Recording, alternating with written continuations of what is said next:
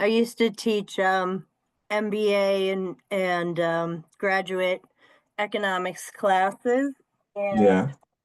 they kept those small. So, but I could see them all in the classroom. This time, I'm sure I won't be focused on 65 tiny faces. We give just another moment or two for our folks joining us, and we will get started momentarily. Great.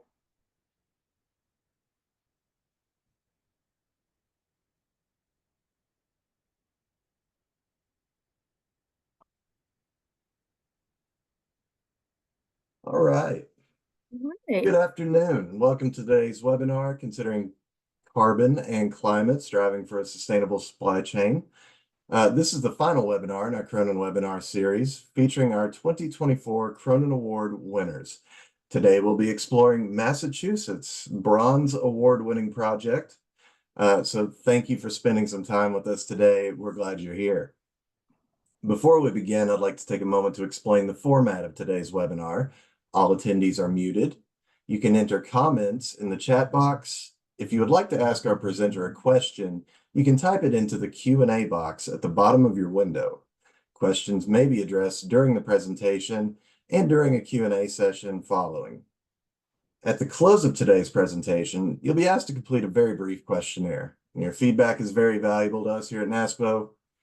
And today's presentation is good for one contact hour for your continuing education needs. To get your certificate, simply complete the questionnaire following the presentation. So today I'm very pleased to introduce our speaker. We are honored to have with us Michelle Broussard. She is the Director of the Climate and Sustainability Unit with the Operational Services Division in the Commonwealth of Massachusetts. She is an economist by trade with previous experience in the private sector focused on electric vehicles and charging infrastructure. NASPO is excited to have you here with us, so I'll turn it over to you, Michelle. Great. Thank you. Hi, everyone. Thanks for joining us and being interested in this.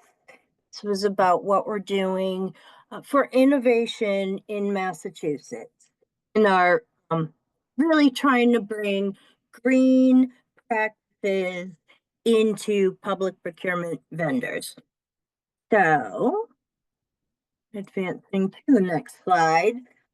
This looks like a long agenda. I am not going to keep you all day, but I just want to give you some history of the climate efforts at OSD. Then I'm going to talk a little bit about the Climate and Sustainability Unit.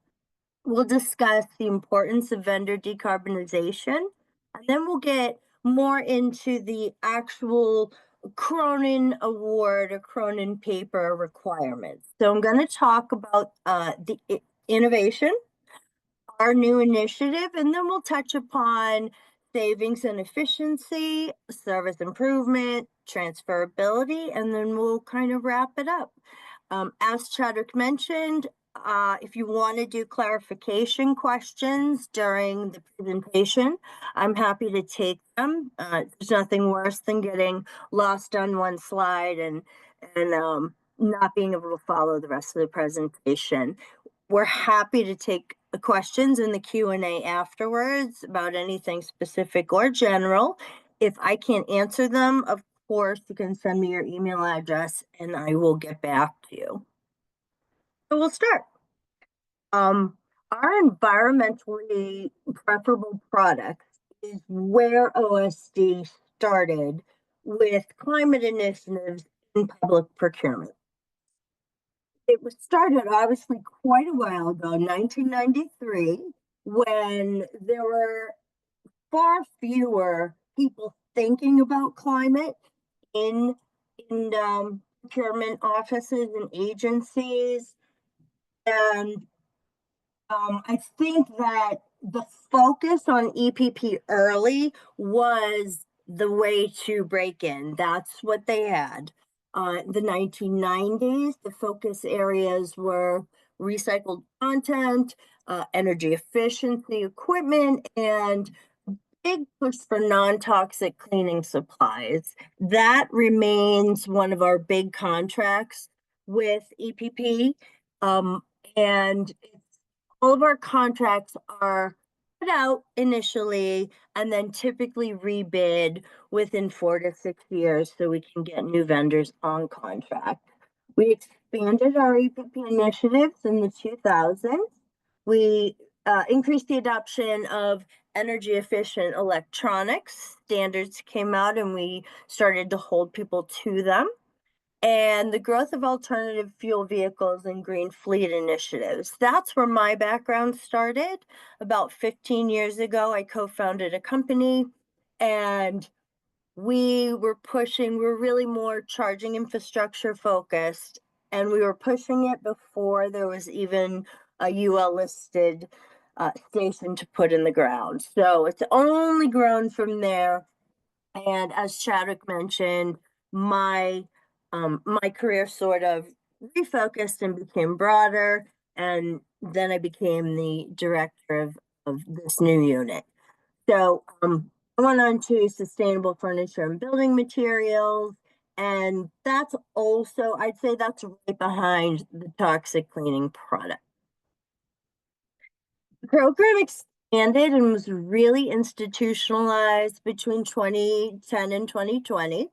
In 2010, it became a formalized program with guidelines for life cycle cost analysis, and that started to help agencies look at long-term savings from sustainable products. But really, it was still quite early in the thought process and the grasping of the importance. So in 2012, the green cleaning standards came out so that our state buildings would use these certified non-toxic cleaning products. And that was kind of like the easiest way to break in. Everybody used them, and there were already programs and policies that started with these these cleaning products. In 2015, we incorporated the climate and resiliency criteria, and that was really a push to reduce GHGs in procurement, obviously everywhere, but this was kind of our formal step into getting it into public procurement. We're using circular economy principles, which I'll talk a little bit more about later.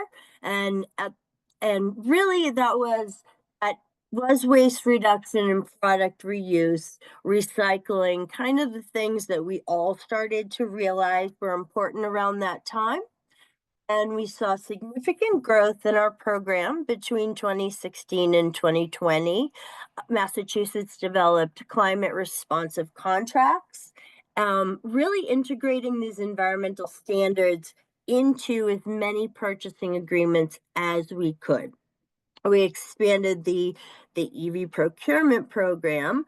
We tried to push municipalities to transition to EVs, and we just recently did a year-long study for every agency that at OSD with our fleet component that oversees several executive agencies. We undertook a large study. All of the agencies involved were expected to have plans in place by January 31st of this year. So we wrapped up our analysis at the end of last year. And what we did with the consultant was really we looked at every agency fleet vehicle involved to the VIN level, recommended replacement guidelines, and worked out a glide path for each agency to follow. We included a lot of change management because each agency was different, right? Some are all about EVs, some are questions, and some are absolutely like, no way. And that's how the EV market kind of goes in general, right? You have your absolute naysayers, they're going to be in a huge truck no matter what you tell them, you just let them go. And you get kind of your curious people in the middle, and they follow from the early adopters typically. Sorry, back to EPP. We have stronger practices on zero waste procurement. And we recently also, just before we started the climate unit, worked our way through legislation to get plastic water bottles out of agencies. So that's no longer allowed, and they've gone to cans.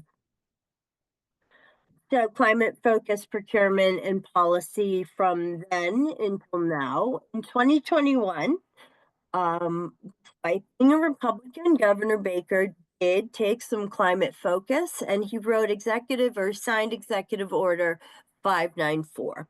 And what that did is require the state agencies, the executive state agencies, to really start to think about and prioritize climate friendly purchasing. That was in furtherance of being able to achieve our net zero greenhouse gas emissions by 2050. Under EO, it's actually 594. We accelerated the fleet electrification projects.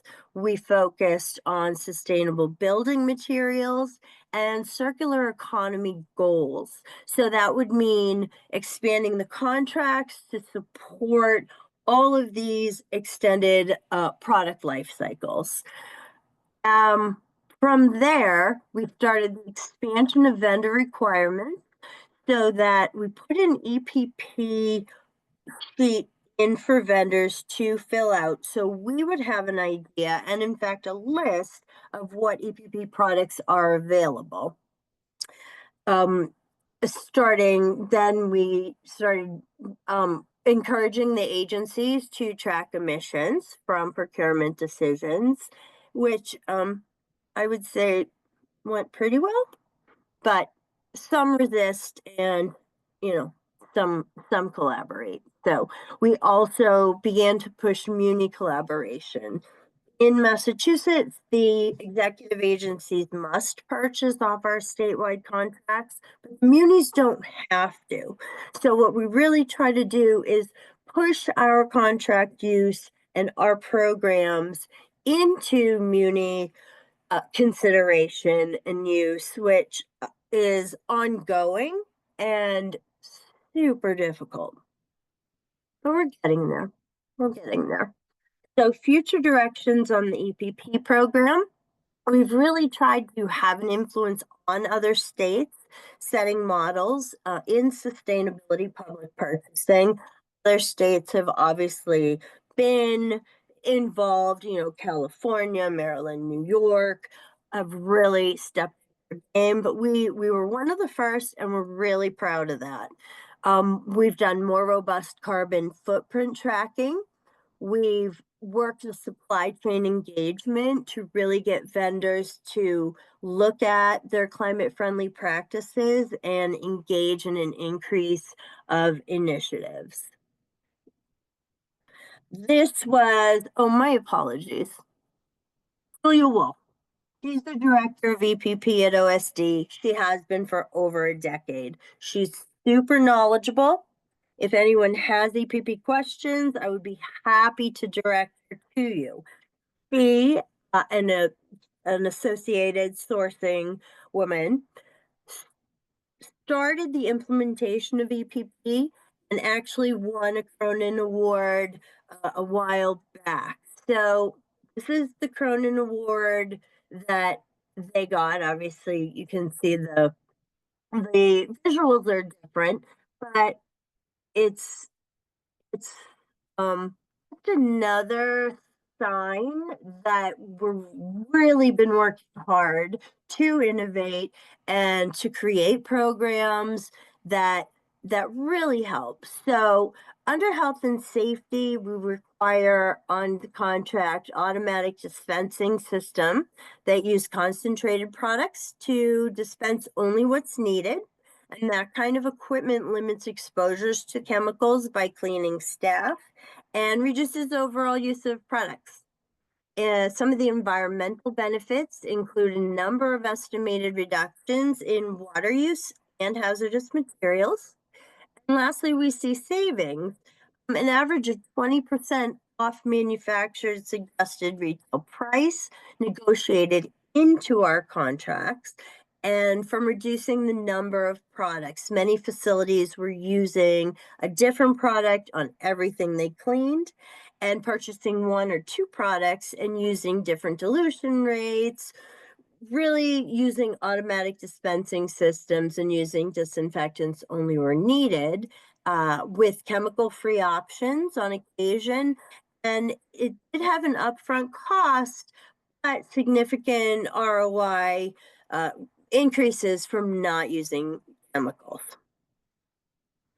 So we recognize that public procurement is a real climate change tool.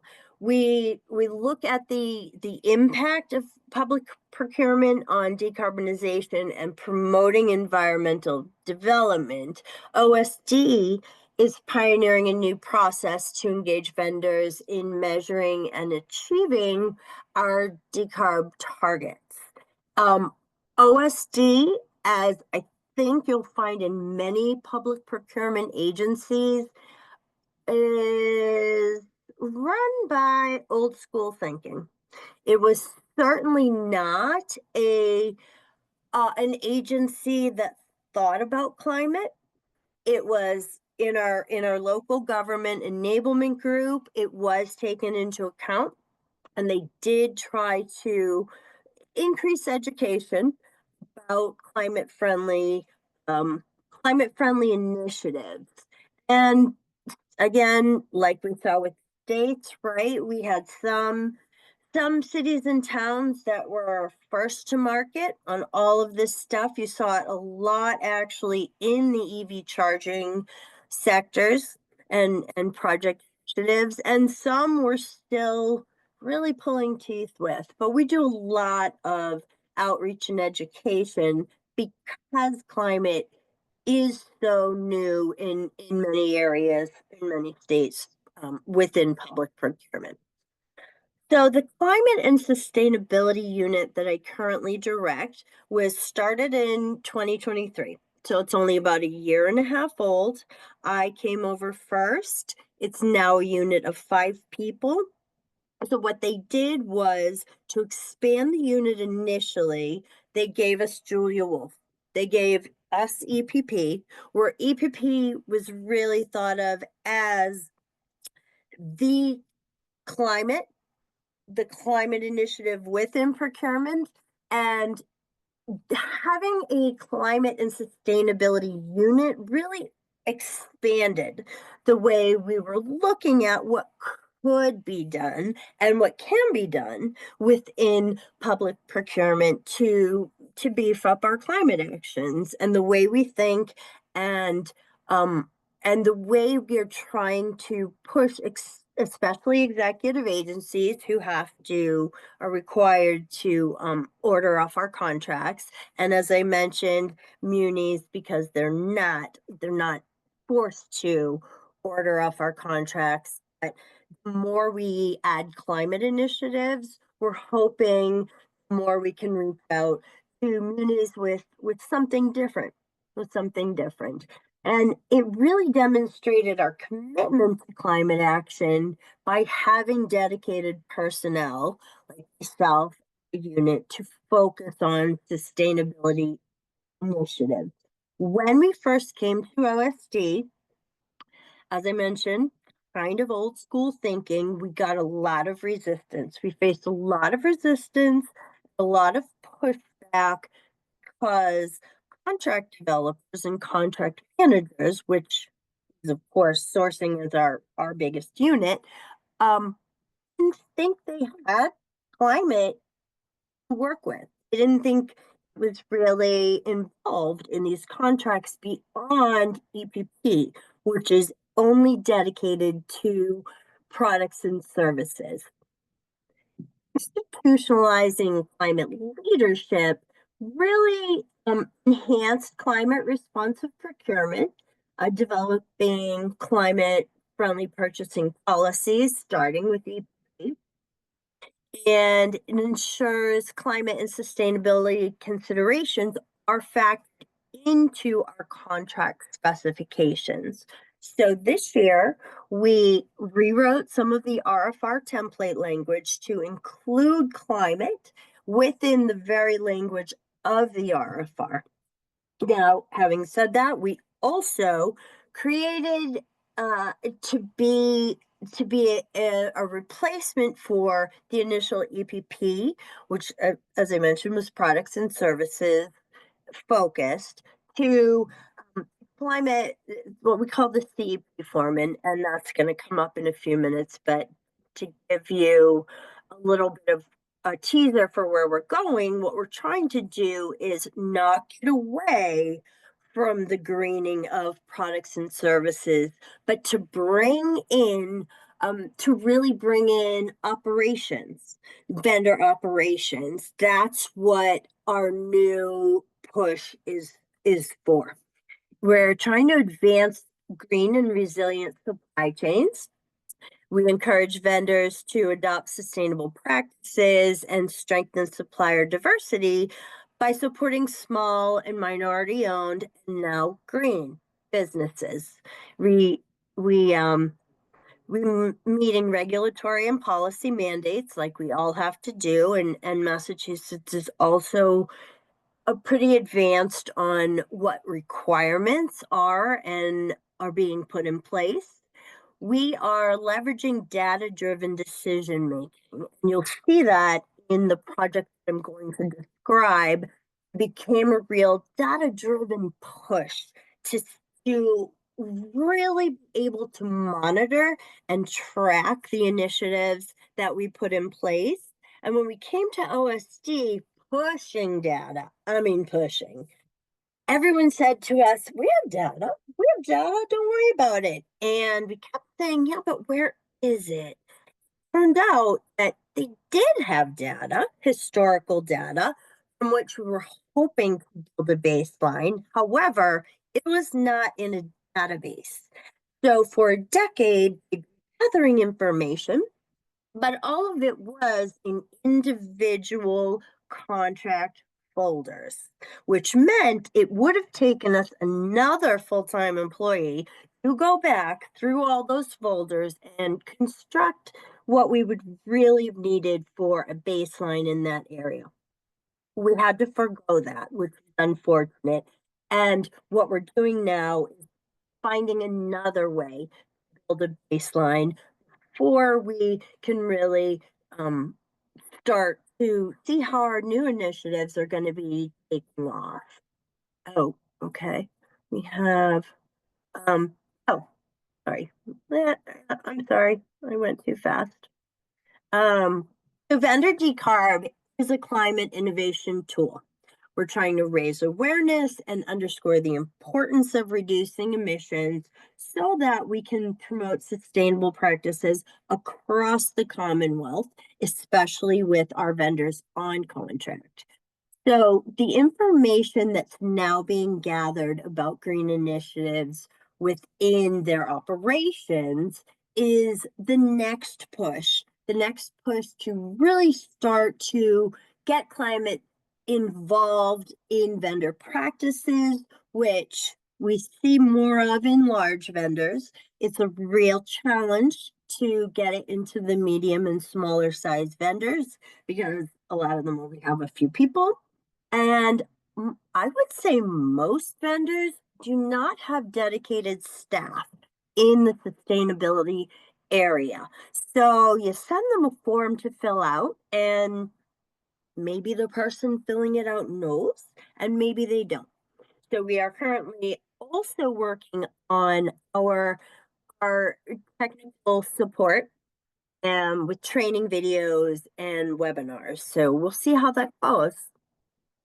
Vendor decarb is critical, obviously, reducing greenhouse gases, mitigating climate related risk, meeting regulatory and policy requirements, really enhancing our public sector reputation, driving market transformation that you'll see is a big point we're getting up to, and then really pushing this economic sustainability for the vendors.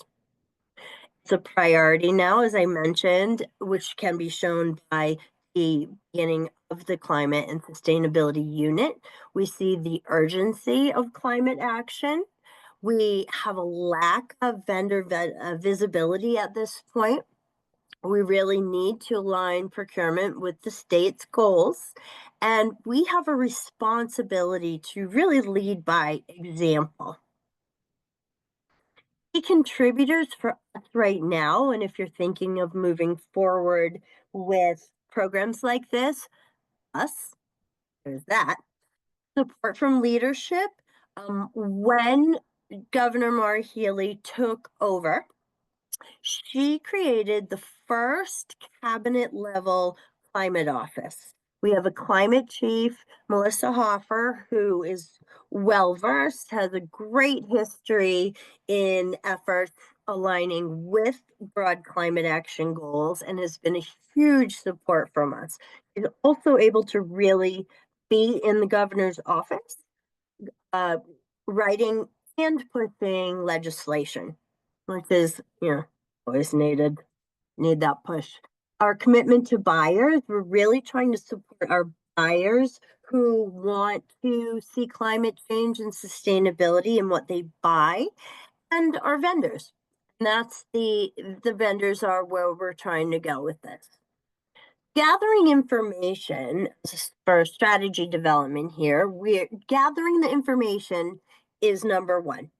We also want to be able to monitor and evaluate vendor performances regarding climate related metrics. And we're trying to devise now strategies to overcome barriers that we're seeing. We're hoping to identify challenges like vendor reluctance, misunderstandings of our requirements, facility constraints that we need to know about and see if we can help with. Sometimes we can, sometimes we cannot. And understanding the technical limitations that the vendors are facing and that we're facing. So what we're doing is taking a really comprehensive, holistic approach. We are really leveraging in-house expertise, using the skills that our staff does have, as opposed to always needing to hire a consultant. We are looking at vendor carbon footprint evaluation. And what we're getting to as our initiative is developing an in-house climate vendor scorecard. We're developing a baseline now from with mission strategies, monitoring and tracking vendor progress in carbon footprint reduction, and the vendor the vendor climate vendor scorecard that we'll get to is really the way we're going to be able to do that far better than we do now. And introducing this post-award vendor form is how we're going to do it. The climate and environmental practices form that I mentioned earlier is a requirement for bidders going into the process of entering the RFR and attempt to get on our statewide contracts. They also are made aware in the RFR that not only will they need to update those CUP forms, but they will be required, if awarded, this is not for bidders, this is for awarded vendors, will need to fill out and participate in this post-award vendor form that we're creating to get to an eventual scorecard. We want to leverage our in-house advantages. We've got skilled staff. We have unique expertise in climate action, sourcing performance, analyticals, legal, and training. We have strong vendor relationships. We really try to communicate and establish connections with our vendors. And we, as I mentioned, we really want to ensure that small and medium vendors are not left behind and have the resources that they need. Innovative, data-driven methodology. We're really tailoring our methodology to meet specific needs. And we don't want to have to rely on external consultants. Outcome, hopefully, our approach will let us create and develop these vendor scorecards that align with the objectives of the OSD for vendor excellence. So the vendor scorecard for climate initiatives is the last step in this honestly huge, years long, probably project. Implementing this scorecard will allow us um, to see what's going on in the vendor's operations already, to drive a sustainable market transformation, right? We're hoping that this approach creates a market feedback loop where we reach out to buyers, we educate them on climate friendly, not just products and services, but now climate friendly vendors. Hopefully, this will increase the demand for green products, and green vendors is where they'll lean. And that will incentivize then vendors to enhance their environmental practices. So it is pushing towards a market based encouragement. And the feedback loop is really, I think, um, one of the most important pieces of this, because you really have to do more than tell vendors what to do. You need to show them why. And, supply and demand, that's how it works. As Chadwick mentioned, I'm an economist, so that's where my head goes all the time. How can we bring market forces into what we're doing for efficiency? So laying the groundwork for what we're doing now, we've we've done a climate vendor survey, and that survey was sent out to look at trends in climate practices and really see where we are now, and development of this climate and environmental practices form that's now a better requirement. Internal management of the vendor carbon footprint data is where we're going. In-house vendor data collection allows us to capitalize on the data collected over time so we can look at historical performance, which we need to track improvement. We're doing this in the form of the required for awarded vendors post-award vendor form questionnaire. And this is going to be how we track improvement in vendor carbon footprints, which then will lead to the climate vendor scorecard. Development of this scorecard is, is trying to identify vendors already actively engaged in strategies. The approach is to utilize our own staff and design reliable carbon accounting tools for tracking and managing. And we really coordinate with PA. PA is making a push to automate everything it can in OSD that has been historic manual process. We think it's going to save us a ton of time. And you save time with your staff, you can do more things. So the vendor carbon footprints are going to be based on energy efficiency, what energy efficiency equipment they use and what they could use, fleet electrification, incorporating EVs into their transportation policies, waste management, and this is where we've been historically, minimize waste generation and up recycling. Renewable energy, that's to reduce reliance on fossil fuels. We promote alternatives. And water conservation. So we can evaluate gallons saved and look at energy savings from the reduced water use there.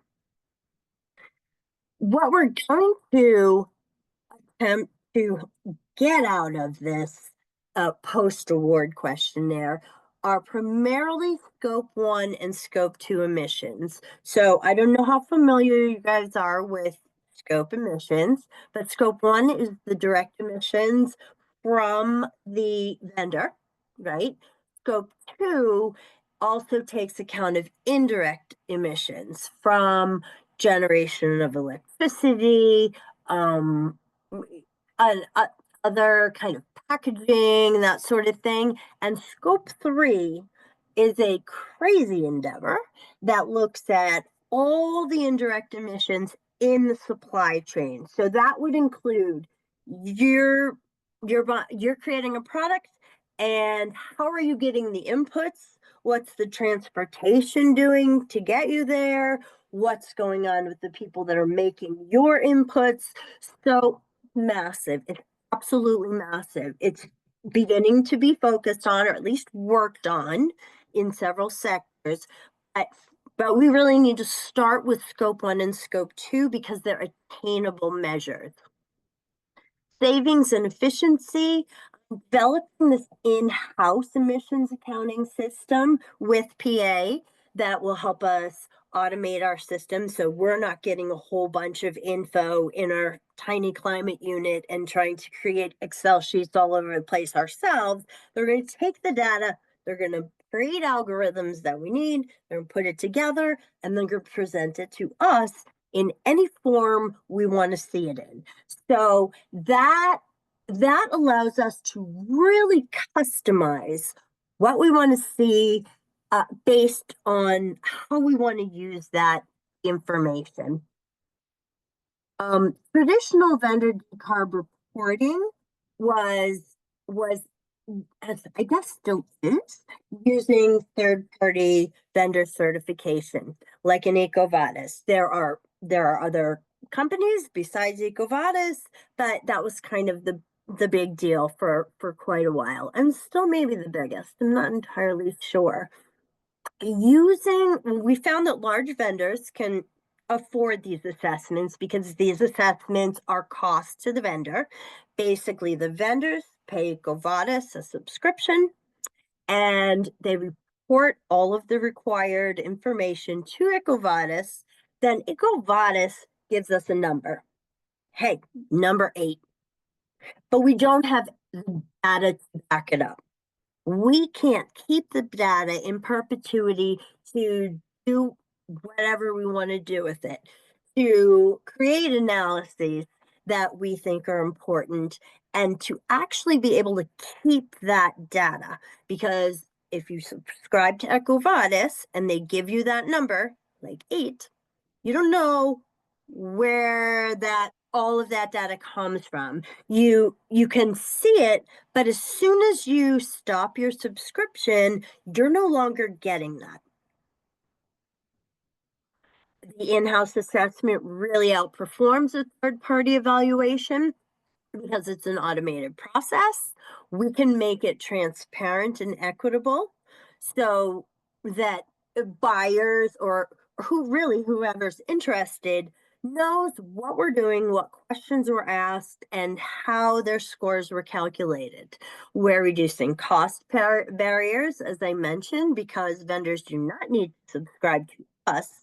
In fact, the opposite, we're making them do it for free. So, future considerations, of course, are what we can then do with the in-house data that we will keep.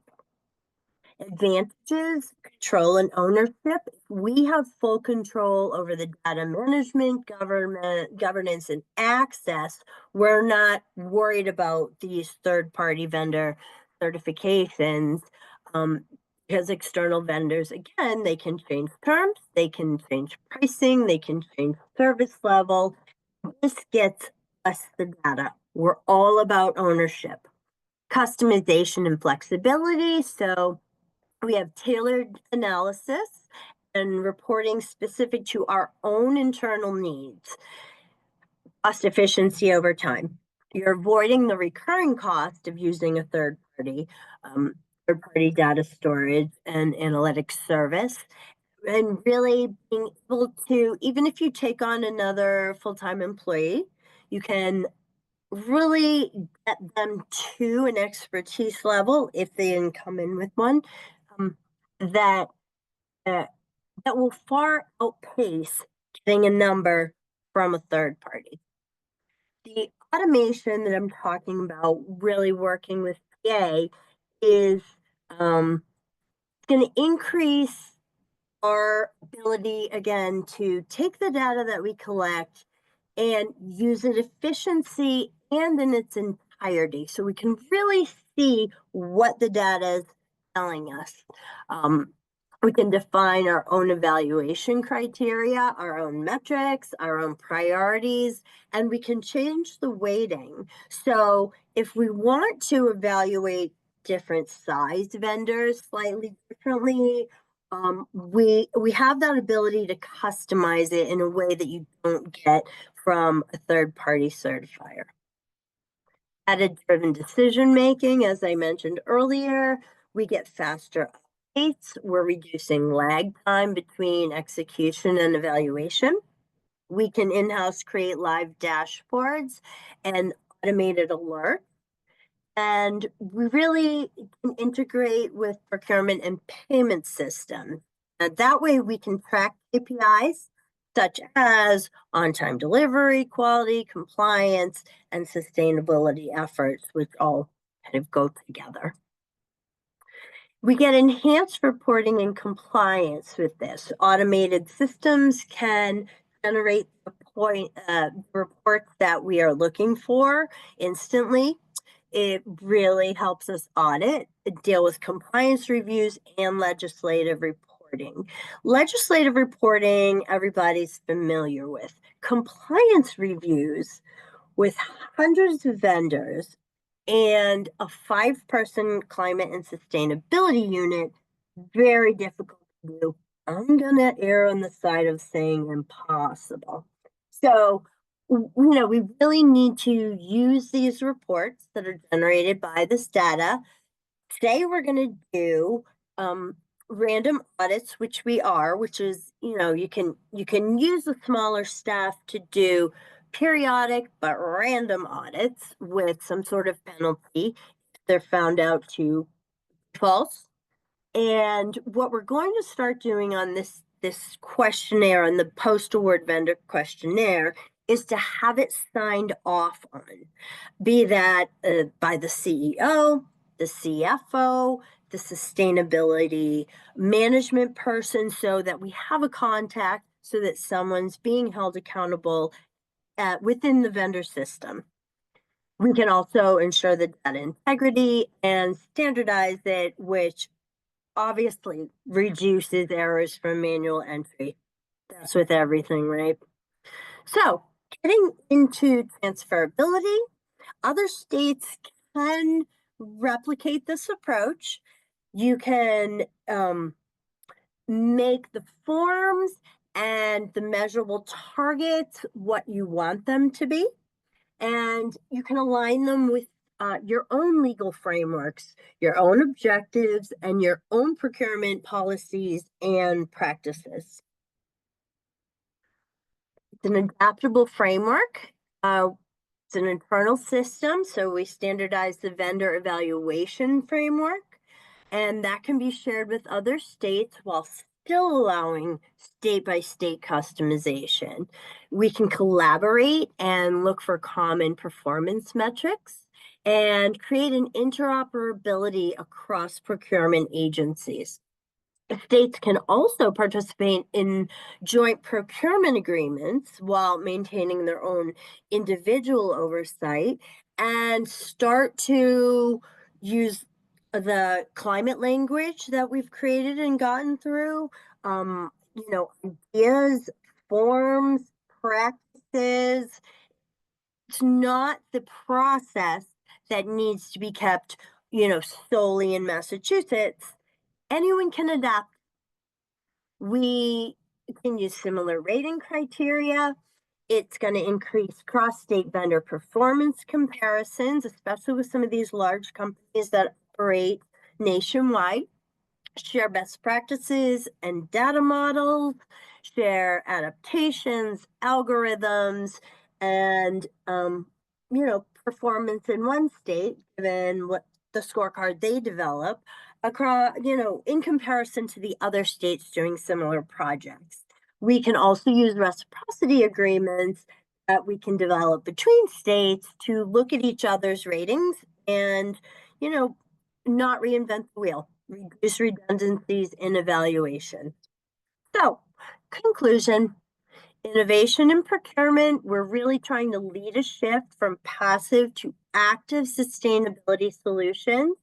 And this is where we're using the post-award vendor reporting form and our in-house climate vendor scorecard. These will incentivize vendors.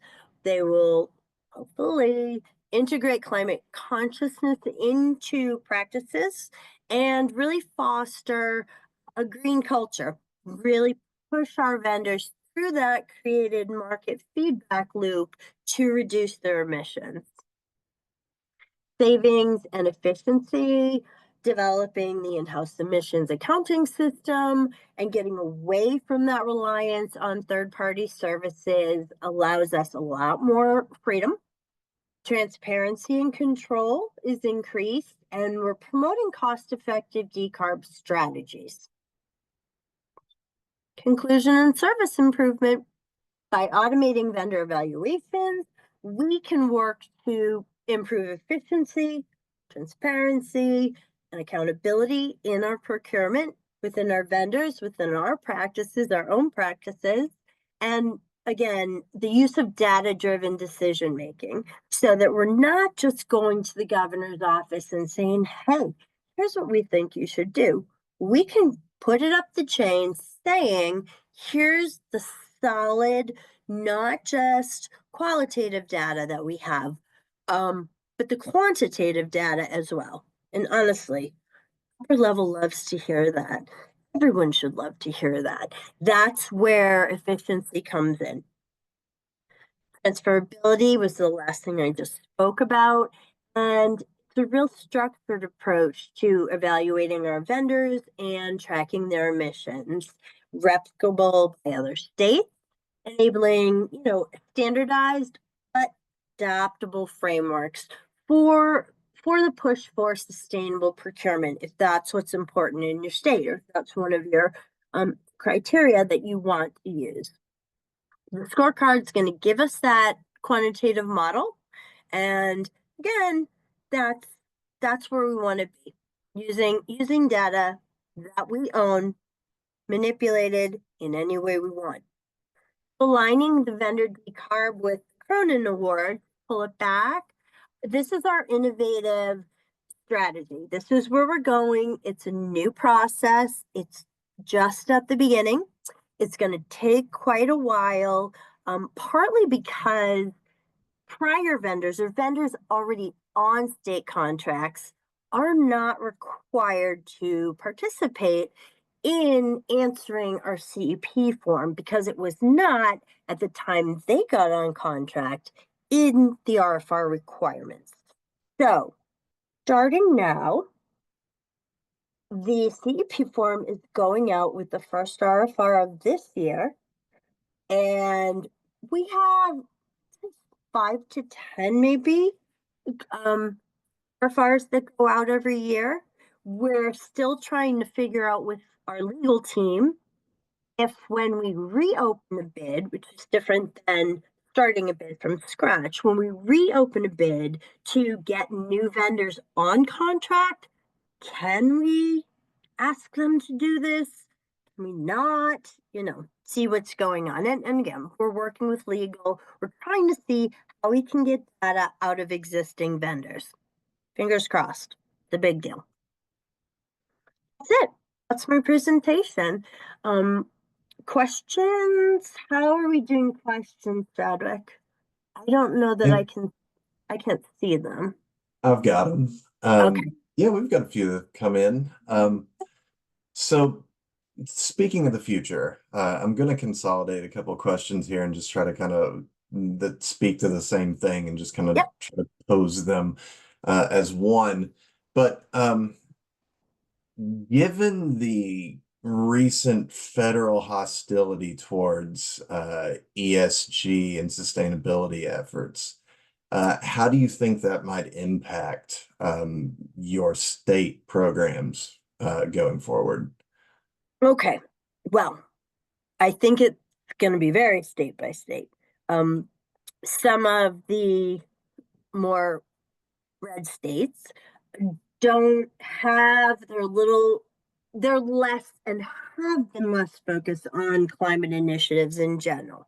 Now they may not be at all. We'll see. We are fortunate in Massachusetts to have leadership that won't let this go unless we're forced to. Granted, in OSD, if one unit is going, it's mine. But we feel confident that we have some time and we have resources behind us to keep going.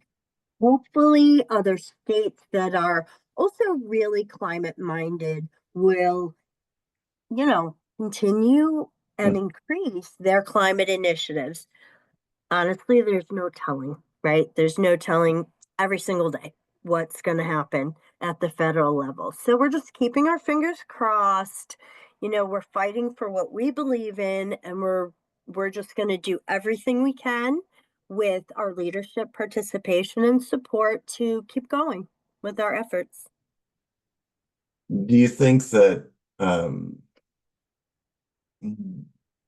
given those current conditions, we'll say that it could be discouraging for the larger vendors, especially those ones operating in, Right. multiple states or nationwide. There'll be less of an incentive for them to participate, and that could affect It could. participation with your program. Yeah, that's a very interesting question because since we got here, we have been getting pushback from our sourcing unit about scaring off vendors, which is exactly kind of the point you're getting to, right? We are we are requiring it. We're starting by requiring it. We'll see how it goes. You can't prove the negative, right? So we don't Right. know how many people are being discouraged. This is basically, the CEP form is essentially on pilot program, right? Mhm. Because we'll get all our responses back from this first contract and we'll see how it goes. We'll see if we need to tweak things. We'll see if we need to do more training. We have an extensive guidance document and video training as well. I think some of the larger ones will still want our market. They're still going to want to participate. And the thing with some of the larger vendors is they already do this. This is not a Mhm. new thing for the larger vendors. So even if they're not required on a federal level, we're not asking them to start from scratch. Um, so could you give me a little more about kind of how this looks in practicality? So if you're putting out the RFR, there is what language in it that Yep, says they are going to be required upon award to fill out this form. Uh, they will be volunteering this information about the sustainable practices criteria that you identified with their fleet, their energy consumption, that sort of thing. Um, correct. so that's how you build the database. Yep. Is there something I'm missing with what's Uh, going into the solicitation process? you're not missing anything. This is what is going to make this a slow and lengthy project, Mm. really. We're gonna have to get the CP form data back, and that's kind of a general overview. Right. It's only 10 questions. It has parts to each question. Like if you get answer yes to, do you have sustainability commitments, or are you tracking, or what are you using? There's sub questions. But we recognize that some businesses are simply going to answer no 10 times. Mhm. And there's where we get our baseline, on the big picture baseline. Right. When we start doing the post-award vendor forms, we're going to have that same issue. Not only are we going to have kind of the data trickling in if we're only able to get it from vendors new to new contracts, we're, we just kind of light candles and incense and throw something out to the universe to hopefully get our legal department to find some way to work backwards. But Mhm. I don't know. I don't know. I feel like if So there was a simple answer, we would have already come to it. is the next step or the next goal in the process, once you've established your baseline, you've gotten these scores Mhm. that you've attributed to the suppliers, how is that going to be factored into, say, evaluation criteria in the future? So how do we actionize that information to actually Yep. meet the climate goal? Yep. Um, as we get data, we will know who needs help, who is already well on their way, right? So we will start building resources to help vendors and um, to help vendors know how to do it, even understand what's going on, because there are vendors that are hands off climate, and there are contracts that are more climate friendly, I guess, climate pushing, climate Mhm. inclusive than others. And we're going to know that. So, for example, if there's a contract with vendor types that climate doesn't really touch that much, then we can account for that in our weighting process. When we come up with scores, we'll initially only be seen by vendors. The Mhm. vendors can see where they are compared to others. And hopefully, with some assistance, we can do cross vendor collaborations, webinars, idea sharing, best practices, hopefully. And that will really help the vendors that are initially at a disadvantage. Eventually, and this is why I say it's a longer term project, eventually we can take those scores and make them buyer facing. And that's where the market feedback loop comes in. We're educating buyers all along the way. Hey, this is why you should buy from climate friendly vendors. And if we can increase the demand for climate friendly vendors, then vendors are going to want to be more climate friendly. So that's really our ultimate goal. Our ultimate goal. I love it. Thank you for that. We have another question. You had mentioned that you guys were doing spot audits, a small team versus, hundreds of suppliers. Someone asks, given what you've said about the need to do those audits, do you think that's a place where you could potentially incorporate some sort of AI tool? That would be great. Yeah. I mean, hopefully AI is going to jump into the process. It's jumping into all processes, all over the place. So yes, we have a very strong PA team. They can help us, with AI accommodations and new tools coming out, and we Mhm. will work hand in glove with them to figure out what we need and what we can use and what's out there. Awesome. Well, um, don't see any others coming in right now. So looking at the time, we're up against the top of the hour. All right, that Okay, concludes today's presentation. excellent. Uh, And everyone, feel free to get in touch with me if you have any further questions, if you want to discuss it more. Happy to talk. well, I want to thank our presenter, Michelle Broussard, for this valuable information and for working with us here at NASPO to bring it to you. Thank you all for attending this webinar today. You'll receive a follow-up email containing today's slides. Remember, this webinar qualifies as one contact hour for your continuing education credits. To receive your certificate, simply fill out the survey in your browser window once you've exited the webinar. This webinar has been recorded. It will be available for viewing on the NASPO YouTube page in the coming days. Any questions entered into the chat or Q&A boxes have been saved, and we'll try to follow up via email for anyone's not addressed during the presentation. Don't forget to check out the upcoming events and webinars on our site at naspo.org. Thanks again to our wonderful presenter and to you, our guests. Everyone have a great day. Thank We'll see you. you. Okay.